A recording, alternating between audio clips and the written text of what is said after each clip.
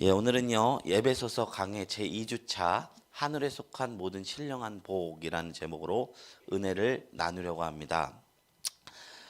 우리는 지난주에 하나님의 뜻으로 사도가 된 바울이라는 본인의 정체성과 에베소에 있는 성도들과 그리스도 안에 있는 신실한 자들에게 은혜와 평강이 있다라는 것을 나누었습니다. 그런 인사말이 끝나자마자요 바울은 곧바로 3절에서 움켜져 있던 마음속에 깊은 억눌려 있던 것이 폭발하듯이 터지듯이 우리가 받은 복의 실체를 이야기하고 있습니다. 우리가 읽은 본문 1장 3절부터 14절 말씀이 한글 성경에서는요 몇 문장으로 되어 있습니다. 성량을 입었느니라, 그러므로 뭐뭐 했느니라, 마침표가 있어요. 근데 우리가 이 성경을 헬라어 원문으로 보면요 문법상으로 한 문장으로 되어 있습니다. 마침표가 없어요. 3절부터 14절까지 한 호흡으로 사도 바울이 터트려내면서 하는 말씀이라는 거예요.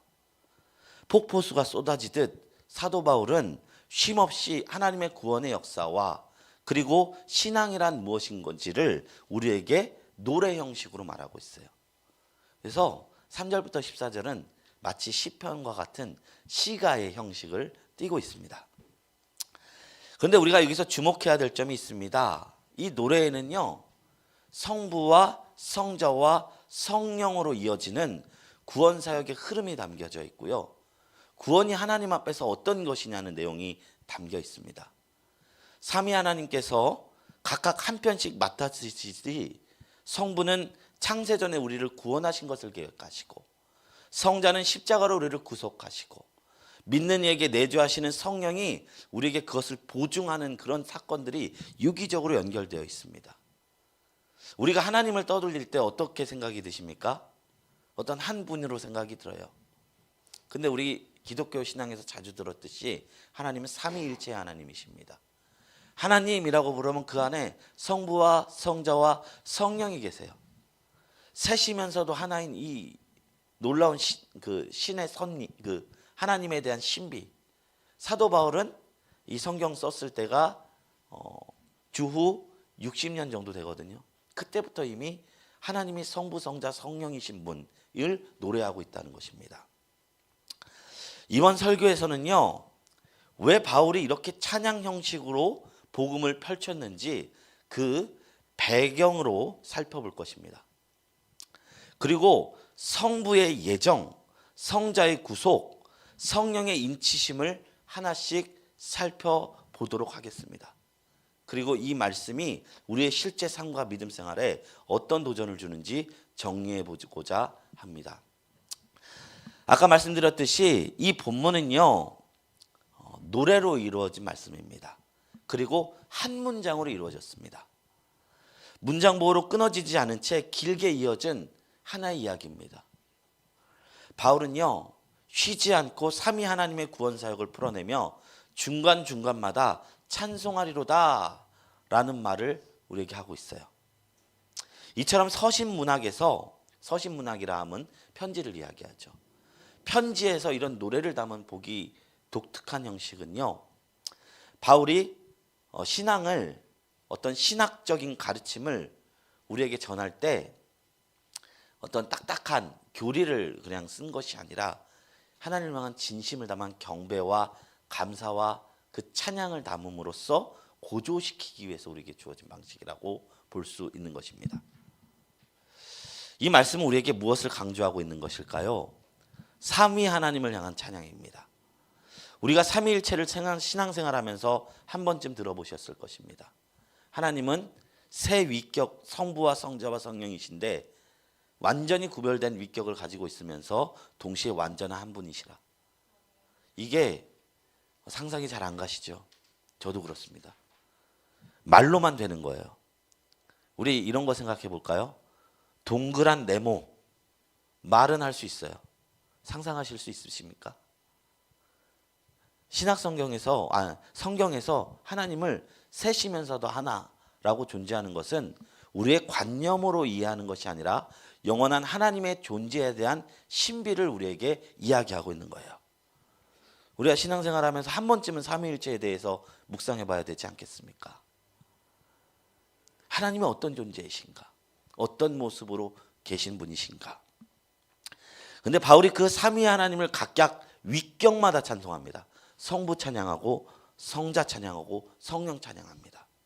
그리고 각 위격이 하시는 사역이 어떤 것인지 이것을 경륜이라고 해요.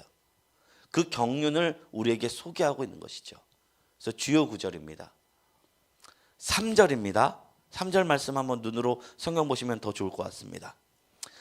찬송하리로다 하면서 하늘에 속한 모든 신령한 복, 본문 전체를 여는 선언입니다. 그리고 4절부터 6절까지는 성부 하나님이 어떤 일을 하시느냐, 태초부터 계획하신 예정, 택하심에 대한 이야기. 7절부터 12절은 성자 예수님이 십자가의 피로 구속을 이루신 부분. 13절부터 14절은 성령께서 인치심을 주어 구원을 확정케 함. 이런 구조를 가지고 있는 거예요. 그래서 오늘 이 말씀을 우리가 자세히 살펴보면서 성부, 성자, 성령, 이 바울의 의도를 세세히 살피다 보면 하늘의 복이 근원이 어디에서 왔는지 깊이 묵상할 수 있을 줄로 믿습니다. 그리고 삼위 하나님이 우리의 구원을 위해서 여전히 일하시고 계신다는 사실을 묵상할 수 있다는 것입니다.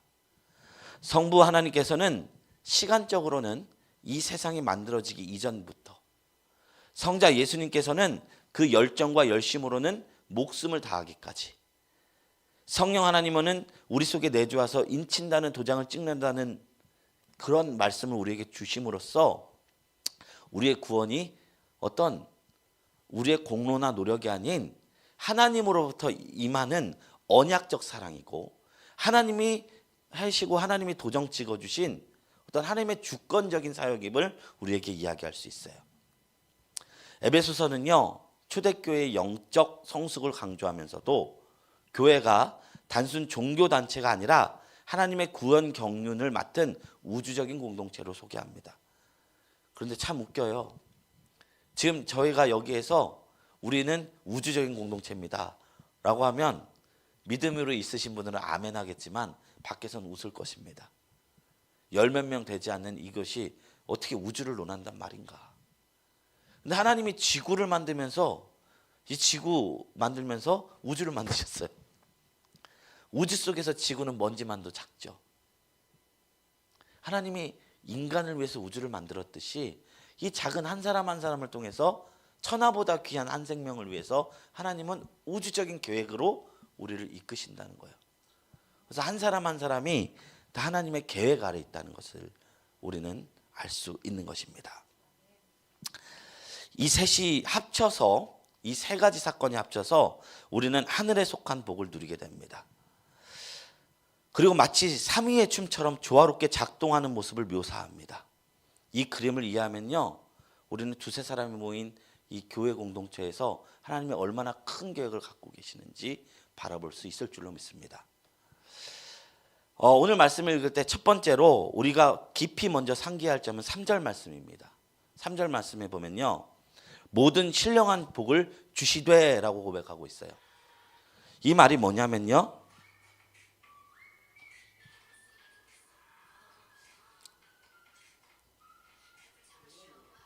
좀 꺼주시면 감사하겠습니다. 예, 알람이 울렸나 봅니다. 죄송합니다. 예, 이미 주어졌다는 것입니다. 이미 주어졌다. 이게 과거형입니다. 앞으로 우리가 받을 것이 아니라 현재 예수 안에서 우리에게 이미 주어진 복이라는 거예요.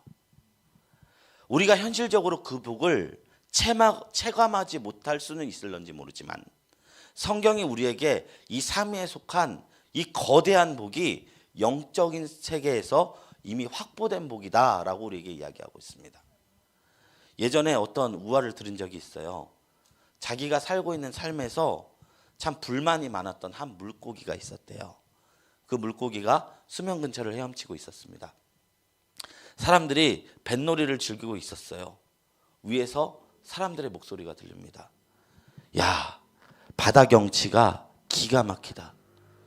파도는 넘실대고 에메랄드 빛으로 빛나고 고요한 수평선을 보니까 마음이 참 안정된다.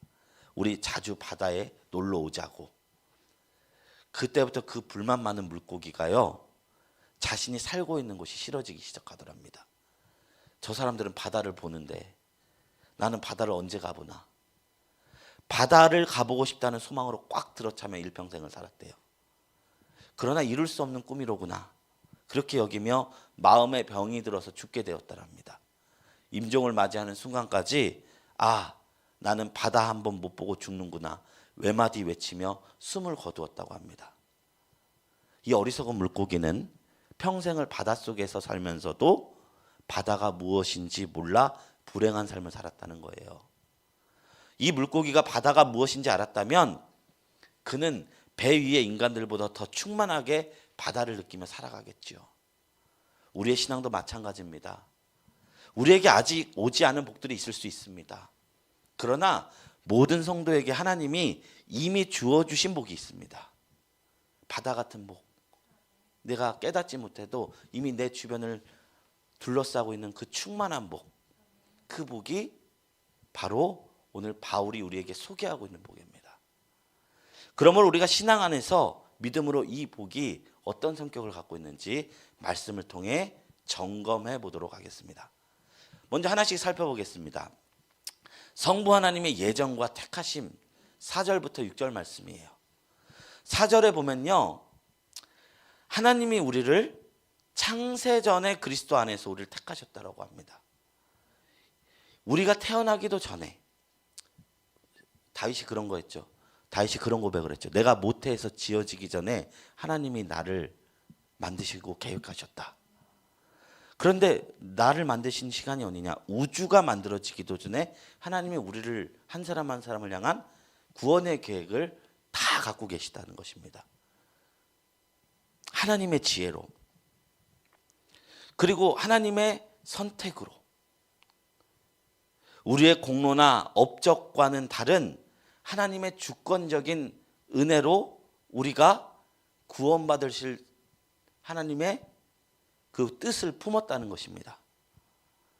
그래서 이 말씀을 들으면요, 신기한 게 반응이 둘로 나뉩니다. 이 말씀 읽고요, 어떤 사람은 하나님이 나를 구원해 주셨다고 감사하는 사람이 있어요. 한 사람은 하나님의 정함 아래 우리가 인간이 존재한다면 전도는 무엇 필요가 있느냐, 운명을 따르는 것과 뭐 다를 바가 있느냐 하고 기분 나빠하는 사람들이 있어요. 이런 모순들을 해결하고자 신학적으로 더 들어간다면 하나님이 예정하시기 전에 전지하시니까 모든 걸 아시기 때문에 구원받을 자를 미리 아시고 구원받지 아니할 자를 아시기 때문에 이거가 예정이다라고 설명하시는 분도 있고요. 예정 자체를 부정하는 그런 신학자도 있습니다. 근데 제가 이 자리에서 이거를 자세히 다루기에는 너무 방대하고 저 자신도 소화시키지 못한 부분도 있습니다. 왜냐하면 신앙은 분명히 이해되지 못한 신비 영역이 있거든요. 다만 확실한 것은 성경적으로 하나님이 우리를 택하셨다, 내가 선택하기 전에 하나님이 우리를 먼저 택했다는 개념은 부정할 수 없이 구체적으로 기록되었다는 것입니다. 대표적인 말씀이 오늘의 말씀이에요. 그러므로 우리는 이것을 어떻게 이해해야 되느냐, 머리보다는 가슴이 필요할 줄로 믿습니다. 하나님께서는 전지전능한 분이십니다. 우리의 삶의 모든 순간을요, 현재처럼 보셔요. 우리는 과거를 보고 현재를 보고 미래를 보지만 하나님의 눈앞에서는 우리의 과거와 현재와 미래가 동일하게 존재합니다. 다 아시는 분이십니다. 그러므로 한 사람의 삶이 어떻게 흘러가게 될지 하나님 미리 아시는 거예요. 이걸 예지라고 합니다. 사도 바울이 이 예정을 우리에게 소개한 이유와 목적은요, 우리에게 논쟁을 만들어서 곤란에 빠지게 하려는 위함이 아닙니다. 성경이 쓰여진 목적대로 한번 읽어보는 거예요. 바울은 왜 우리를 예정하냐고 얘기하냐면 구원이란 절대적인 것이고 신비다, 이것을 우리에게 알려주는 것입니다. 끝없는 족보와 신화 속에서 길을 잃게 하려고 이 말을 쓴 게 아니라 어느 하나 확실한 것 없는 세상 속에서 이 구원만큼은 하나님이 꼭 잡고 우리를 끌어가고 계신다는 그 놀라운 확신을 우리에게 이야기해 주려 하는 것입니다. 그래서 이 말씀이요, 바울이 말하고자 하는 대로 들려지는 귀가 복이 됩니다. 복됩니다. 예수님이 그 말씀 많이 하셨죠. 들을 귀 있는 자는 성령이 교회들에게 하신 말을 들을지어다. 그래서 이 부분은요, 이해하려 하면 넘어지고요, 믿으려고 하면은 받아들여지는 영역입니다. 믿을 수 있도록 우리 마음에 은혜를 주시는 주님께 영광을 돌릴 수 있는 말씀이 됩니다. 우리가 성경 말씀을 대할 때 성경이 말하고자 하는 의도와 주제를 쫓아서 해석하고 의도를 발견한 것이 정말로 중요합니다. 그런 측면에서 바울이요, 예정을 우리에게 말하고자 하는 의도를 쫓아 읽는다면 만세 전에 하나님이 나를 택했다는 그 구원의 절대성과 신비를 발견하게 될 줄로 믿어요. 우리가 하나님 앞에서 은혜와 평강을 입었고 사랑을 받게 하시고 거룩하게 흠이 없게 하시고 제사함을 주신 하나님의 은혜가 이미 천지를 창조하실 때부터 하나님 우리에게 주고자 작정한 선물임을 사도 바울은 이야기하시는 겁니다. 그러므로요, 저도 이 자리에서 고백드리지만 이게 안 넘어가져서 정말 힘들었습니다. 어렸을 적에는 그냥 어머니 따라서 교회 다녔어요. 초등학교 3학년 때쯤에 교회 한번 안 나갔어요. 그러니까 빗자루로 저를 때리시더라고요. 500원 헌금 주신 거 오락실에서 한번 써본 적 있어요. 초등학교 1, 2학년 때. 어떻게 아시는지 모르겠어요, 어머니가. 아마 주일학교 선생님이 일러 바친 것 같습니다. 빗자루 맞았어요. 그때는 강제로 갔습니다. 그러다가 성령 경험하고 하나님 믿고 신앙생활 열심히 하니까 너무 좋은 거예요. 그래서 그리고 나서 하나님이 저에게 열어주신 게 성경이었어요. 말씀을 읽는 족족 너무 달고 꿀송이 갈고 이게 신앙이로구나 하나님이 보여주신 것 같아요. 지금 생각하면 은사 같습니다. 그래서 계속 성경을 읽을수록 제가 성경 읽어보면 아시겠지만 내용이 어려운 게 아니라 말투가 어렵거든요. 고문서 같이 말이 쓰여져 있어요. 그래서 이해되기 어려운데 이상하게 고등학교 때 처음 읽었을 때 말씀 한 송이 한 구절이 너무 받아들여지더라고요. 그러다가 딱 넘어진 구절이 있는데 예정이었어요. 하나님이 나를 예정하셨다고. 예정의 목적이 이건데 저는 딴 생각이 드는 거예요. 그러면 하나님이 정해준 대로 난 사는 건가? 그래서 이거랑 싸웠는데 신앙생활 하면서 이 나라는 존재, 목사가 되었어도 나라는 존재가 얼마나 죄인인지, 하나님 앞에 얼마나 한량없는 은혜를 받은 사람인지를 깨달을 때마다 예정 아니면 난 죽었구나 라고 생각이 가게 되더라고요. 그래서 머리로 이해하려면 절대로 이거는 받아들여지지 않고 하나님을 경험했을 때 예정이 은혜가 됩니다. 구원의 주체는요, 아침 저녁으로 바뀌는 인간의 어떠함에 속한 것이 아닙니다. 이제부터 저 신앙생활 열심히 해야지 한다고 열심히 되는 게 아닙니다. 천국 가려고 내가 열심히 노력해야지 한다고 천국에 갈 수 있는 믿음을 속하고 행위를 할 수 있는 것이 아닙니다. 영원히 신실하신 하나님의 의지가 우리 구원에 담겨 있기 때문에 우리는 무슨 일을 만나든지 구원의 감격을 누릴 수 있다는 것을 성경은 우리에게 이야기하고 있는 것입니다. 4절 말씀에서요, 그리고 이런 얘기를 해요. 이 예정의 목적을 이야기합니다. 우리를 거룩하고 흠없게 하시려고, 사랑 안에 거하게 하시려고 라고 이야기하고 있어요. 우리가 구원의 목표가요, 단순히 지옥 면하는 것이 아닙니다. 구원을 받음으로써 우리는 옛사람을 벗어버리고 점차 거룩하고 흠없는 하나님의 형상을 닮아지게 됩니다. 거룩해지고 사랑을 실천하는 존재로 자라나게 하는 데 있습니다. 그래서 하나님 우리를 예정했다는 것이요, 면죄부가 아닙니다. 우리가 거룩해지는 성화의 출발점인 것입니다. 그래서 예수 믿고 10년이 지나고 20년이 지나면 처음보다 나아지게 되는 것입니다. 물론 남들이 보기에 이만치 했는데 고작 저거야. 30년 40년 신앙생활 했는데 고작 저 정도 모습밖에 안 돼. 이럴 수는 있어요. 근데 어떤 사람마다 다 타고난 게 다르지 않습니까? 어떤 사람은 어렸을 때부터 좋은 기질을 물려받았고 부모의 큰 사랑받아서 평탄하게 왔습니다. 온유하죠. 웬만한 그리스도인들보다 온유할 수는 있습니다.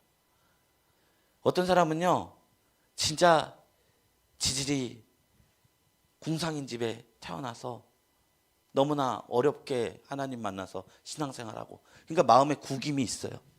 그 가운데 예수님 만나면 조금씩 펴지는데 죽을 때까지 펴져도 잘 태어난 그 사람보다 더 구겨져 있을 수는 있어요. 그렇지만 우리의 신앙은 영혼에 속한 것이기 때문에 인생으로 보면 예수 안 믿고 착한 사람이 더 나을 수 있을지 모르지만 우리가 영혼 속에 하나님과의 교제를 누리는 천국의 세계로 들어가면 이 사람은 영혼의 세계 속에서 더 퍼질 것이고, 그리고 앞에 사람은 영혼의 시간 속에서 더 구겨질 것입니다.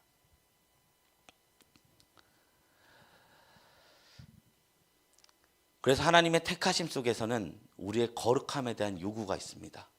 이것이 오늘 예정에 우리에게 주어진 메시지 중에 하나입니다. 또 그리고요, 하나님께 예정이 되었다는 것은 무엇이냐? 하나님의 자녀가 되었다는 거예요. 5절 말씀에 보면요, 예수 그리스도로 말미암아 자기의 아들들이 되게 하셨다라는 구문이 나와요. 이게 하나님의 양자가 되었다는 뜻인데 입양되어 하나님의 자녀 신분을 얻었다는 것입니다. 예전에 권사님들 보면요, 너무 신기한 게 설거지 하다가 설거지가 딱 깨졌어요. 접시 깨졌어요. 아이고 아버지 이럽니다. 그게 육신의 아버지 부른 거 아니고 하나님을 그냥 너무나 쉽게 접시 깨져도 아버지라고 부르는 거예요. 근데 그게 당연한 게 아니었습니다. 예수님은요, 대제사장들 앞에서 우리 하나님이 나의 아버지라고 불러서 참람대도다 소리 듣고 옷찢김 당하고 거기서 매를 맞고 뺨을 맞으셨어요. 어떻게 인간이 하나님의 자녀가 될 수 있느냐. 그런데 예수를 믿고 우리가 얻은 지위는 자녀의 지위라는 거예요.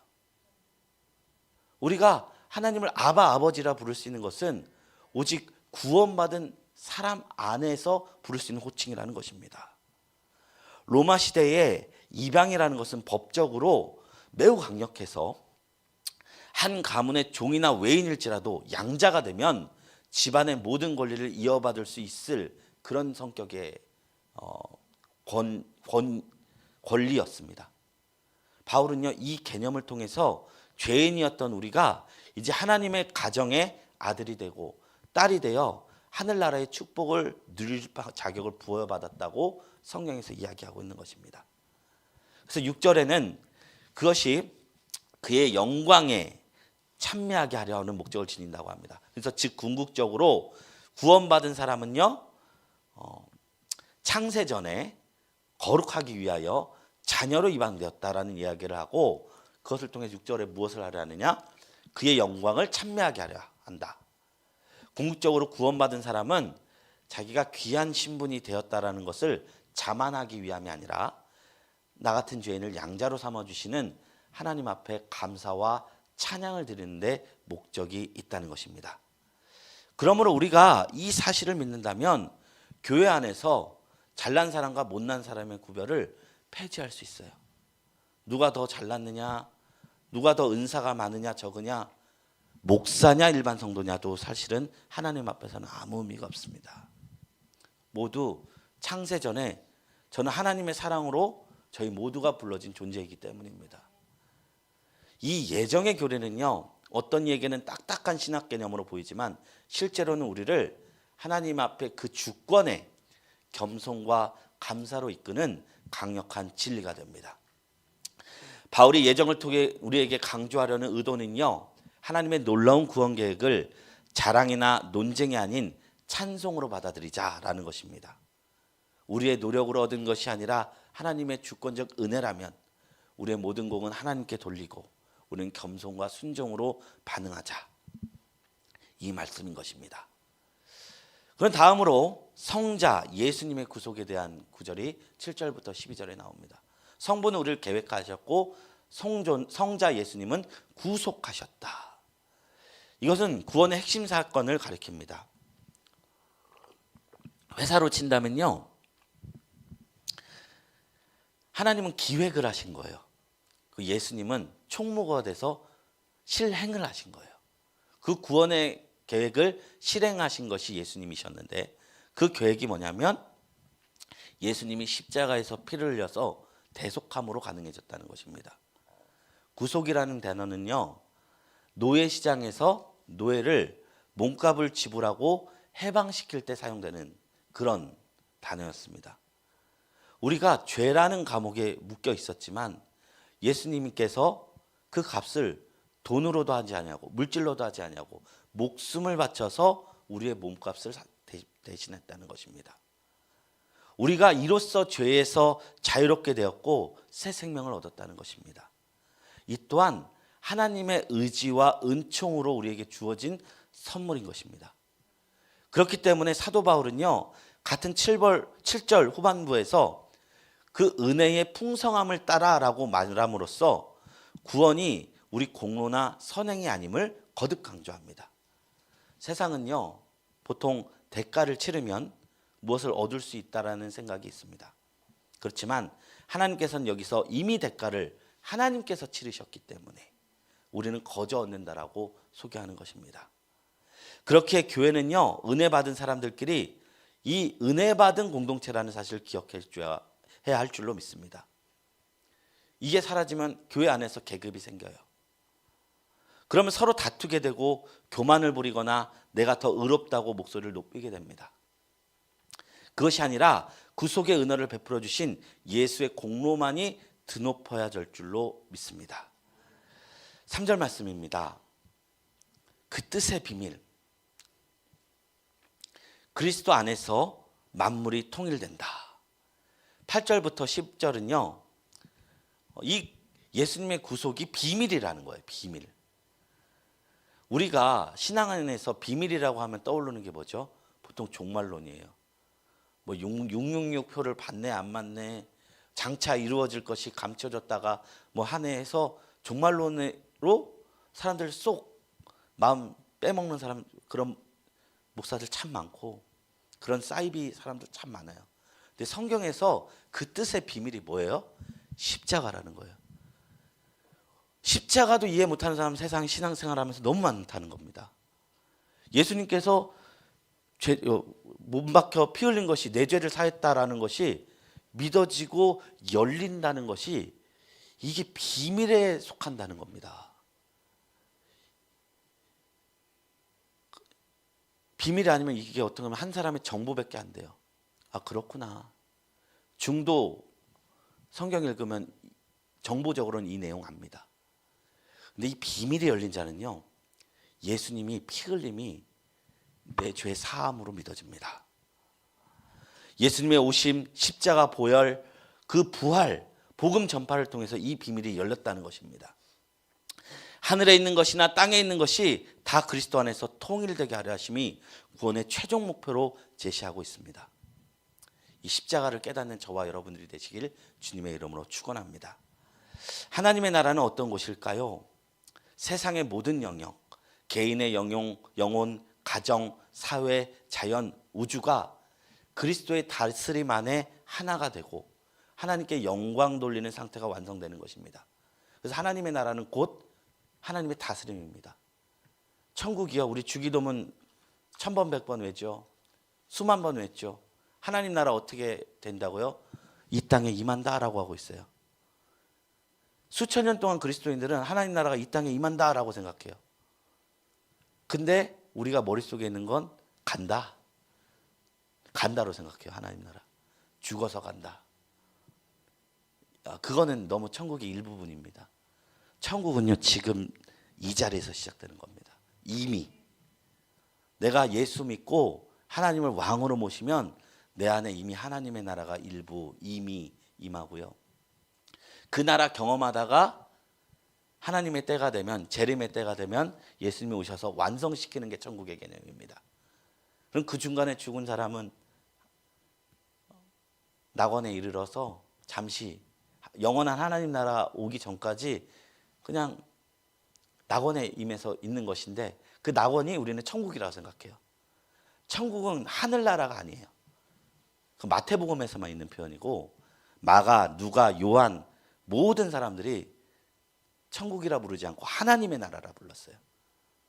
지금 우리가 하나님의 나라 어떻게 누립니까? 이 세상에서 하나님 모시고 살면 높은 산이 거친 들이 조막이나 궁궐이나 내 주 예수 모신 곳이 그 어디나 하늘나라. 우리가 예전부터 이거 고백했던 건데요, 우리가 하나님의 나라를 가는 곳이라 생각한다는 거예요. 천국은요 지금 이곳에 임했습니다. 이것을 깨닫는 자가 비밀이라는 거예요. 십자가 비밀, 천국이 이미 임했다는 거 다 비밀입니다. 지금 이 비밀이 열려서 보이고 계십니까? 그러면 사도 바울이 우리에게 말씀하신 그 하나님의 나라의 비밀을 우리가 이미 깨달은 자인 줄로 믿습니다. 바울이 이때 성경을 기록할 때는 로마 제국이 세상을 지배한 듯 보였던 시대였습니다. 그러나 사도 바울은요 감옥에 갇혀서 그곳에서 이 세상의 진정한 통치자는 황제가 아니라 예수님이라는 선언을 담았습니다. 우리가 천국 하는 것이 이곳이라는 것입니다. 그리고 마지막으로 11절 12절에 하나님 나라의 기업을 우리가 받았다라고 얘기하고 있어요. 그러니까 하나님의 나라는 우리가 받았다는 거예요. 이 기업이 하나님의 나라입니다. 기업은 뭐냐면 땅을 의미해요. 구약 성경에서 이스라엘이 가나안 땅을 기업으로 받았습니다. 신약의 성도들은요 어디를 우리에게 기업으로 주셨냐? 천국 소망입니다. 지금 이곳에 천국이 임했다. 장차 완성되지만 아직 부족하지만 이미 천국이 임했다. 이 사실이 현재 삶에 우리에게 큰 희망을 줍니다. 설령 세상이 악하고 힘들어도 우리의 최종 목적지는 하나님 나라의 완전함이고 하나님은 그 사역을 지금도 여전히 이루시고 계신다는 겁니다. 지금 전 세계적으로 약간 거친 사람들이 리더가 되고 있어요. 미국은 트럼프가 되고 있고요. 푸틴, 그리고 이번에 프랑스도 전쟁을 옹호하는 사람이 또 지도자가 되었다고 하더라고요. 이스라엘도 총리가 전쟁을 계속하는 사람.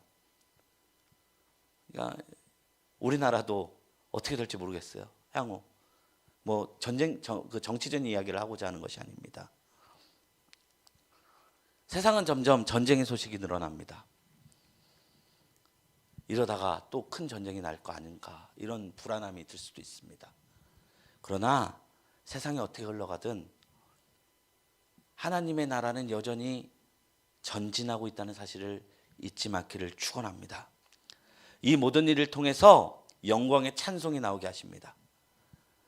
구원을 통해서 우리를 행복하게 하는 것만이 아니라 그 행복과 은혜, 하나님의 나라가 하나님의 영광을 드러내도록 하나님은 설계해 주셨다는 것입니다.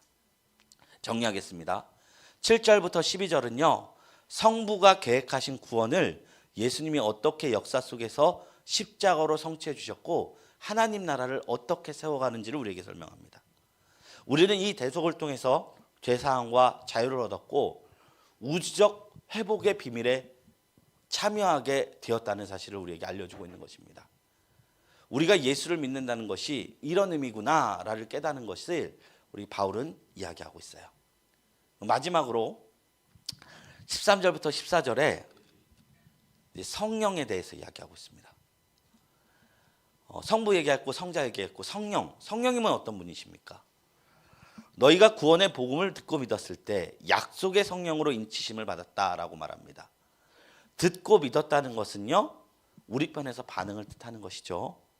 하나님께서 아무리 우리에게 구원을 준비하셨어도 내가 믿음으로 화합하지 않으면 그 나라가 나의 것이 될 수 없습니다. 그래서 성경에서 여러 번 반복되는 것이 오직 의인은 믿음으로 말미암아 서리라. 하지만 이 믿음조차도 사실은 우리가요 내가 믿는 것이 아니라 성령의 도우심 덕분에 가능하다고 바울은 다른 서신서에 이야기하고 있어요. 고린도전서 12장 3절에 그러므로 내가 너희에게 알리노니 하나님의 영으로 말하는 자는 누구든지 예수를 저주할 자라 하지 아니하고 또 성령으로 아니하고는 누구든지 예수를 주시라 할 수 없느니라. 생각해 보시면 참 예수 믿는 게 말이 안 됩니다. 말이 안 돼요. 어떻게 우리 예수 믿을 수 있어요? 역사적으로 무슨 관련이 있습니까? 시간적으로 그의 기적을 우리가 눈으로 본 적이 있습니까? 2000년 전 지구 반대편 중동에 있었던 30살 청년이었습니다. 제가 예수님 처음 성경 읽었을 땐 30살이라 큰 어른 같았거든요. 근데 제가 30살을 기점으로 역전되고 좀 시간이 더 지나가니까 어떻게 이런 30살 청년의 이야기를 하나님의 말씀으로 들을 수 있었을까? 듣기 힘들었겠다. 이런 생각까지 들더군요. 그런데 우린 예수를 보지 못하나 사랑합니다. 예수님의 제자였던 도마가 예수님이 부활하셨을 때 그 손에 못자국을 내가 직접 만져보지 않으면 예수님이 살아난다는 것을 난 믿지 않겠노라. 이렇게 말했어요. 그런데 예수님께서 뭐라고 했느냐? 너는 나를 본고로 믿느냐? 보지 못하고 믿는 자는 더 복되도다. 우리는 어쩌면 도마보다 나은 믿음을 갖고 있는 거예요. 예수를 보지 않았음에도 예수를 믿습니다. 근데 이게 내 힘, 내 능력이 아니라 성령의 사역이라는 겁니다. 믿음조차도 하나님의 선물이고 성령의 사역이라는 것입니다.